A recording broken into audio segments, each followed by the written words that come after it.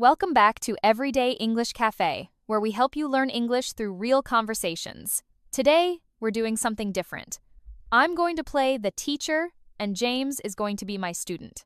And trust me, a very confused student.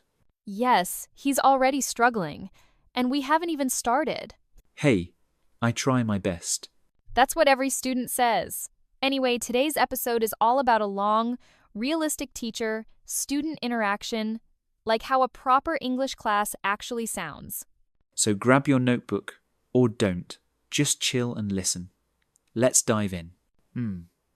Good morning, ma'am. Sorry I'm a little late. James, you're only 10 minutes late today. That's actually an improvement. I know. Traffic was crazy. I swear the whole city woke up at the same time as I did. Well, you're here now. Sit down.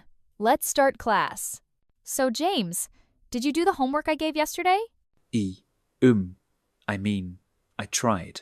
You tried? That doesn't sound good. Okay, fine. I didn't do it. I forgot. James, I can't help you improve your English if you don't practice on your own. Yeah, but homework is so boring. Why does learning have to be serious? Because your brain isn't a USB drive, James. You can't plug it in and download English in 5 seconds. That would be so cool though. Like, insert English 101 file here. Yes, but until we invent that technology, you need to practice. All right, today we're doing something simple. We're going to practice talking about daily life.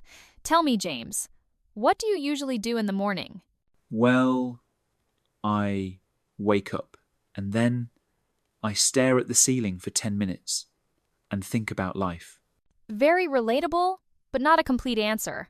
Try again, use full sentences. Okay. I wake up at 7 a.m.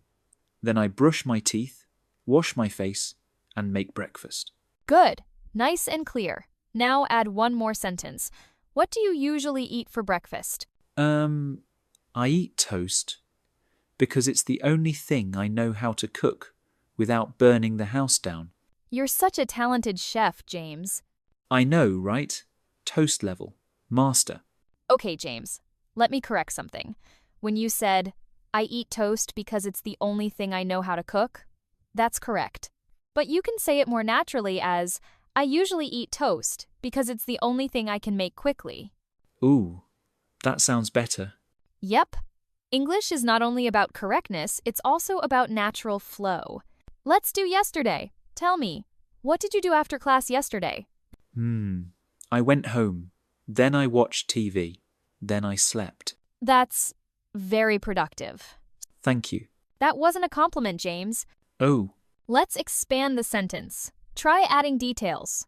Where did you go? What did you watch? How did you feel? okay, so after class, I went home. I watched a comedy show on Netflix. It was really funny. After that, I cooked dinner, and then I slept early because I was tired. Perfect. See, you can speak well when you want to. Yeah, but sometimes I think in my head and the words get stuck on the way out.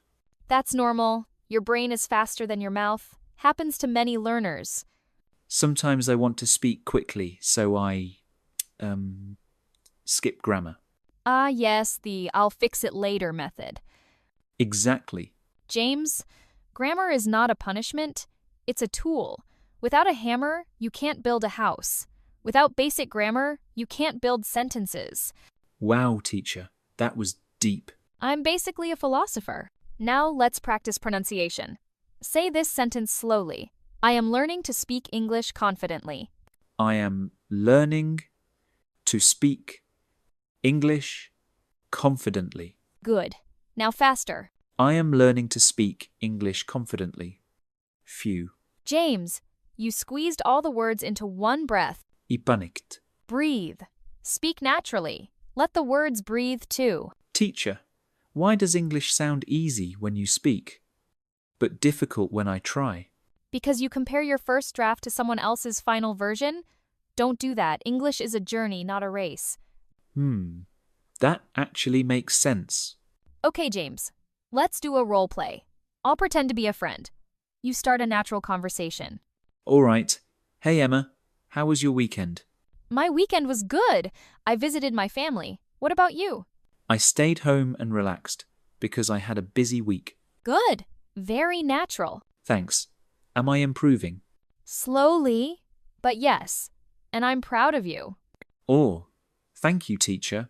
And that brings us to the end of today's podcast episode. We hope you enjoyed listening to a real, honest teacher-student interaction, because this is how real English sounds in daily life. I may be a terrible student, but I'm good entertainment. Yes, you are. And you are improving. If James can do it, trust me, you can too. We'll see you in the next episode of Everyday English Cafe. Keep practicing, keep learning, and keep smiling. Bye! Bye.